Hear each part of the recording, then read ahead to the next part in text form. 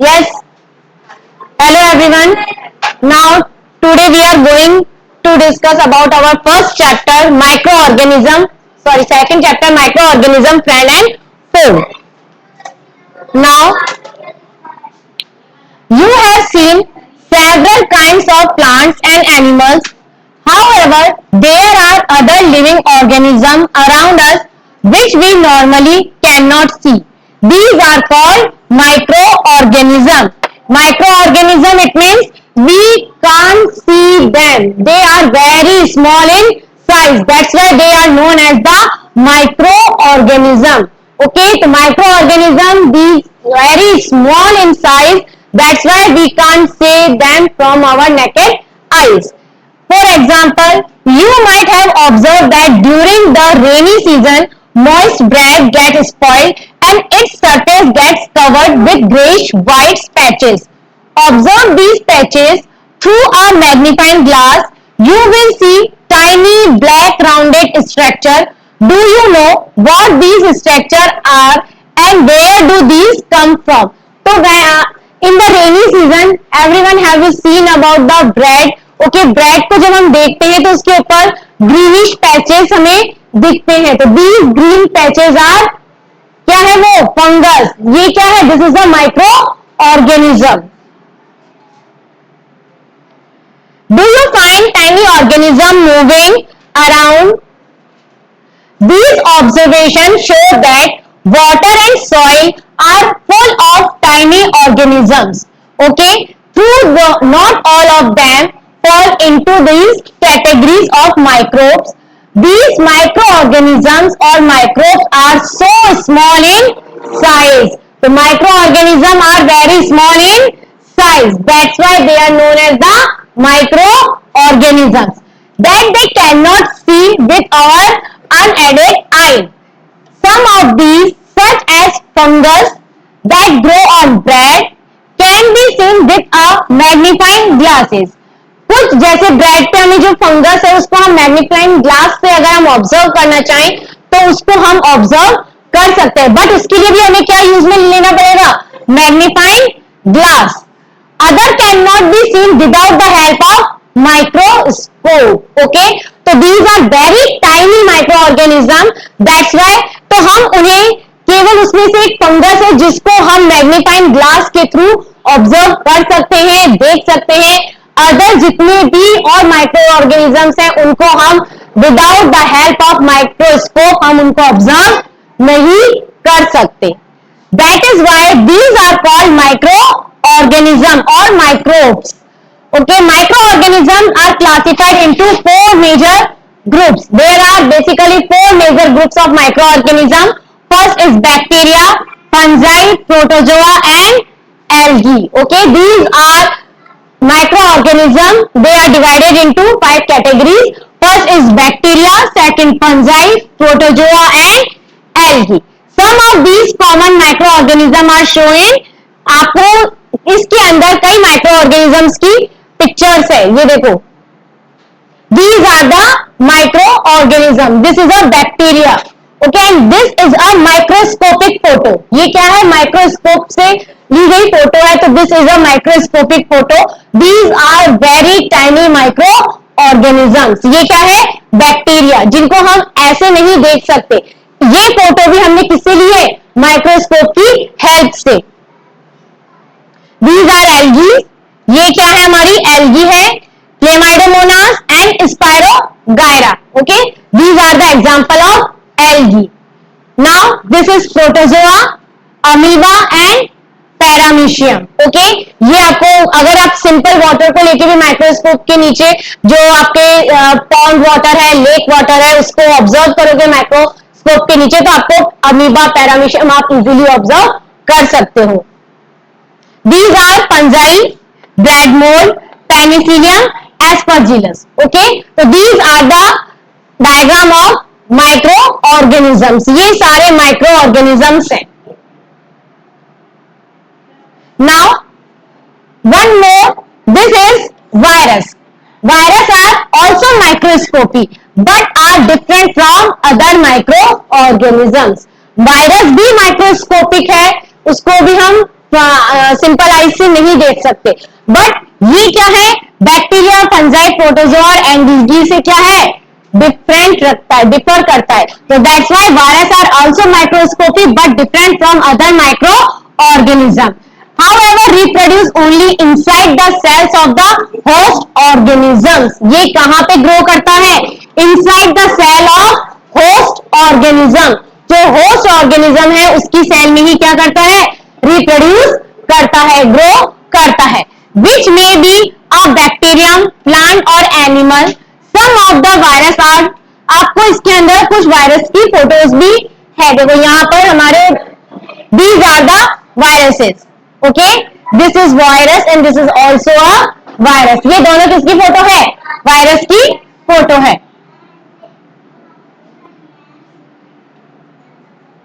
Common elements like cold, influenza, flu and most cough are caused by viruses. तो viruses, which disease is caused by viruses? तो this is the common cold, influenza, most cough are caused by viruses. Okay, and serious, ये तो हमारे commonly जो in general common होती रहती है. तो these are the disease which caused by viruses. Some severe disease also caused by viruses. तो serious disease like polio, chicken pox are also caused by viruses. कि जो पोलियो है, chicken pox है, ये भी किसके थ्रू होती है, वायरस के थ्रू होती है. Disease like dysentery and malaria are caused by protozoan. की जो डिजीज है वो किस, मलेरिया है, डायसेंट्री है, these are caused by protozoans. वो किसके थ्रू होती है, प्रोटोजोआ के थ्रू होती है. टाइफाइड है, ट्यूबरक्लोसिस है, आर बैक्टीरियल डिजीज. टाइफाइड और ट्यूबरक्लोसिस किसके थ्रू हो रही है, बैक्टीरिया के थ्रू. तो ये आपको लर्न करना होगा कि कौन सी डिजीज किसके थ्रू हो रही है. Malaria caused by protozoa, typhoid, tuberculosis caused by bacteria. तो these are the MCQ questions. ये कैसे हैं, एमसीक्यू क्वेश्चंस है. तो उसके अंदर आपसे कुछ भी एग्जांपल दे सकते हैं. Which one of the following is bacterial disease, malaria, typhoid, common cold या फिर पोलियो. तो आपको इसमें से बताना है. तो this is the typhoid, this is a bacterial disease. Now you have learn about some of these micro organism. आप प्रीवियसली भी इनको पढ़ चुके हैं. Now, where do microorganisms live? अब microorganisms basically survive कहाँ करते हैं, रहते कहाँ हैं. तो microorganisms may be single celled. कैसे होते हैं microorganism? First, they are single cell, यानी unicellular. They made up of a single cell. वो किससे बने हैं, single cell से. Like bacteria, some algae and protozoa. Okay, तो single cell micro organisms. What is the example of single cell micro organism? तो this is the bacteria, algae and protozoa. These are the single cell micro organism examples. Okay, and multicellular such as many algae and fungi. Okay, तो these are the example of multicellular micro organism. कौन कौन से हुए, many algaes and fungi. They live in all types of environment ranging from ice cold climate to hot spring. ये सभी climate में, सभी environment में सरवाइव कर सकते हैं, चाहे वो आइस कोल्ड एनवायरमेंट है या हॉट स्प्रिंग एनवायरमेंट है. And desert to marshy lands, they are also found inside the bodies of animals including humans. कहाँ पे भी प्रेजेंट है, desert, marshy land, also found inside the body of animals including humans.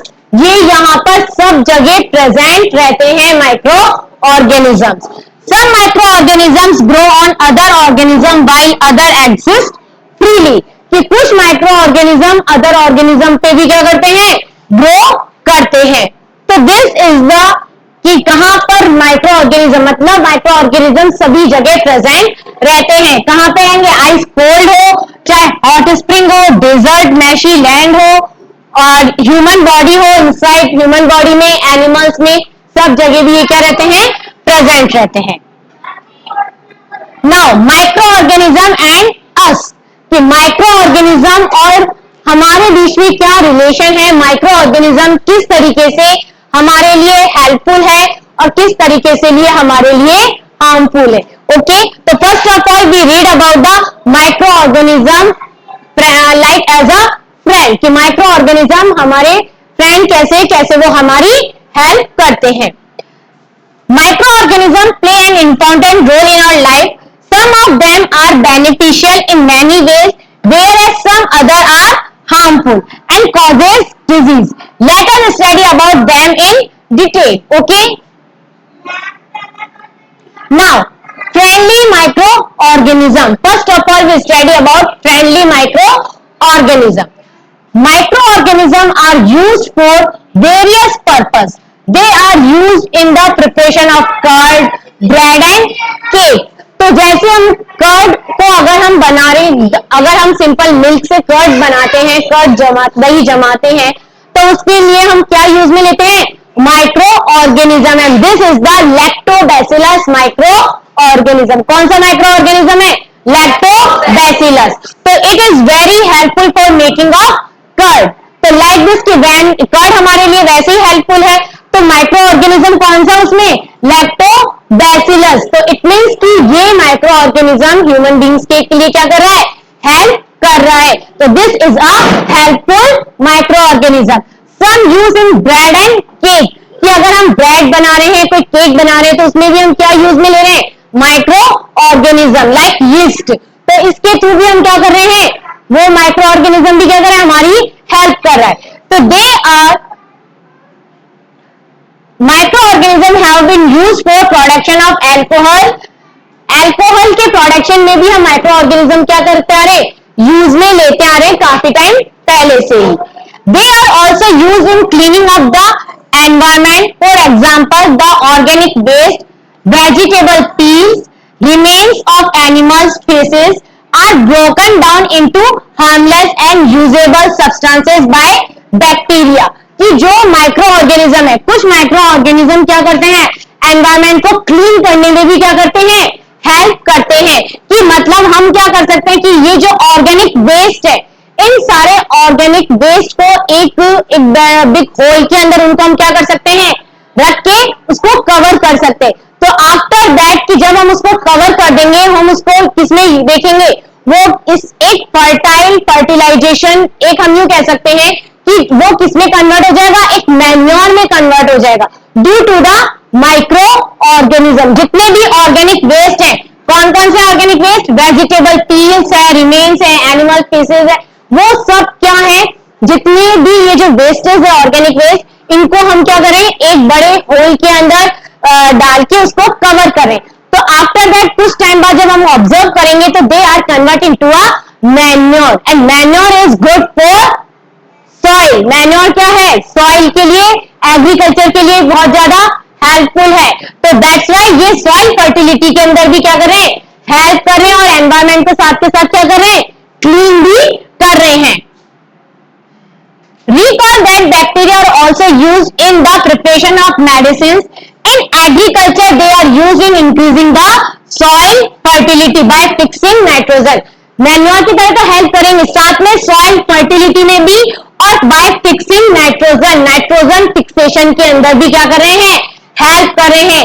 तो which microorganism is useful for nitrogen fixation? तो this is rhizobium. Okay, तो rhizobium क्या कर रहा है, नाइट्रोजन फिक्सेशन में क्या कर रहा है, हेल्प कर रहा है। ओके, तो that's why we can say that कि some microorganisms are helpful for the human beings. Now first, making of curd and bread.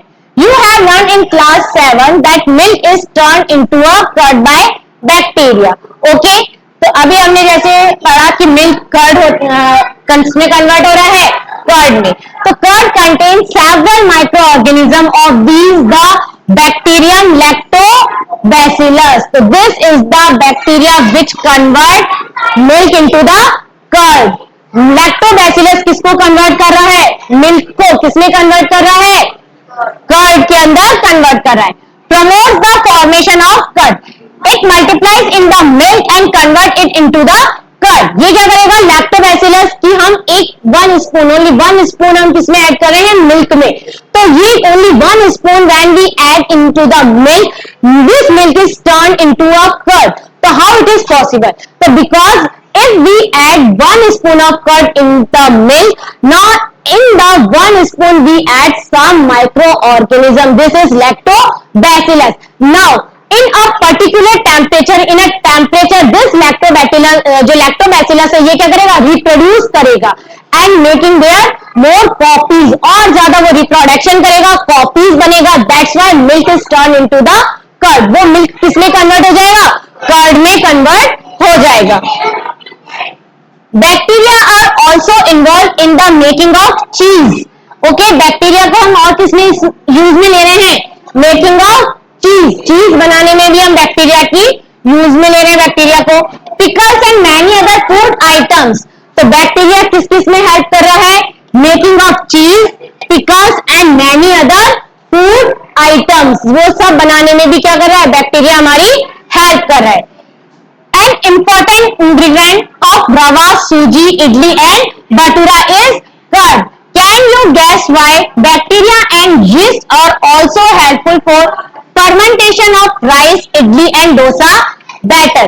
कि when you observe कि जब हम डोसा या इडली कुछ भी बनाते हैं तो हम उसमें क्या ऐड करते हैं, कुछ दही ऐड करते हैं और उसमें हम कुछ माइक्रो ऑर्गेनिज्म भी ऐड करते हैं, तो लाइक एज ए यीस्ट, कि जब हम उसको डोसा इडली फर्मेंटेशन के लिए हम उसमें यूज में लेते हैं तो उसमें हम क्या ऐड करते हैं, उससे क्या हो जाते हैं, वो स्पंजी हो जाते हैं, वो पफी हो जाते हैं, तो that's why they are convert into a sponge. जो माइक्रो ऑर्गेनिज्म है वो क्या कर रहा है, कार्बन डाइऑक्साइड के अंदर यूज में वो क्या करता है, माइक्रो ऑर्गेनिज्म कार्बन जो उसमें जो होल दिखता है, this is the presence of carbon dioxide. Anaerobic bacteria होते हैं, एनारोबिक बैक्टीरिया क्या कर रहे हैं, रेस्पिरेशन कर रहे हैं, due to the respiration they release carbon dioxide, और इसकी वजह से वो क्या करते हैं, पफी हो जाता है लाइक दिस, कि ये जो हमारा ये डॉ है और इसके अंदर ये कैसा हो गया, पफी हो गया. तो yeast reproduce rapidly and produce carbon dioxide during respiration. वो क्या करता है, ड्यूरिंग रेस्पिरेशन क्या प्रोड्यूस कर रहा है, carbon dioxide. Bubbles of the gas fill the dough and increases its volume. इससे क्या हो जाएगा, वो डॉ कैसा हो जाएगा, उसकी वॉल्यूम क्या हो जाएगी, इंक्रीज हो जाएगी.